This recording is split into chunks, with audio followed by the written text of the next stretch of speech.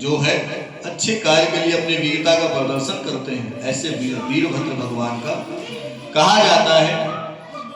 जिस तरह राम जी की सभा में जो स्थान हनुमान जी का है, उसी तरह भोलेनाथ जी की सभा में वीरभद्र का स्थान है। इनका जन्म कैसे हुआ, इसकी पौराणिक कथा है। ये जब इनके ससुर का नाम क्या है, दक्ष प्रजापति, इन्होंने एक अनुष्ठान रखा, यज्ञ रखा।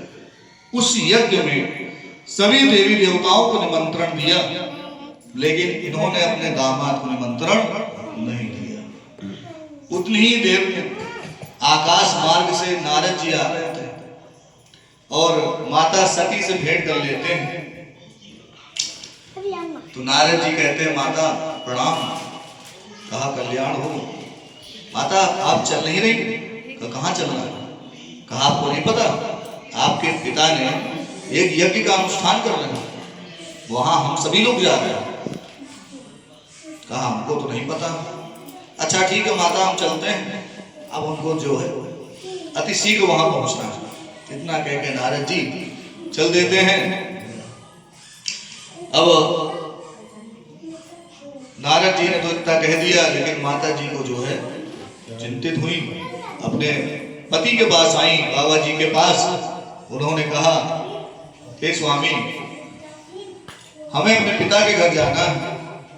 तो कहने लगे, क्यों जाना भाई, हमें तो निमंत्रण नहीं आया, इसलिए हम नहीं जा सकते। तो कहने लगे, नहीं वो हमारे पिता हैं, हो सकता है भूल गए, लेकिन हमें जाना चाहिए। कहा देवी, जब निमंत्रण नहीं आया तो कैसे जा सकते हैं? इसीलिए कहा जाता है, हर जो है अगर पति को निमंत्रण नहीं पहुंचा है तो पत्नी को अपने मायके नहीं जाना चाहिए ऐसे अवसरों पर, ठीक है। लेकिन माता सती नहीं मानी। ठीक है हम जाएंगे। तो माता प्रभु ने कहा कि आप जाइए, लेकिन मैं नहीं जाऊंगा। वो जान रहे थे क्या होने वाला है, थोड़ी देर में माता चली गई। जब देखा तो वहां पे सभी देवी देवता बैठे थे, ब्रह्मा विष्णु भी बैठे थे, लेकिन रुद्र भगवान का कोई स्थान नहीं था। इतना देखकर बड़ी क्रोधित हुई। और जब उनके पिता ने देखा अपनी पुत्री को तो पूछा, तुम यहाँ कैसे? मैंने तुमको तो नहीं बुलाया। तो बड़ा क्रोध आया अपने पिता के ऐसे वाक्य, ऐसे वचन को सुनते हुए।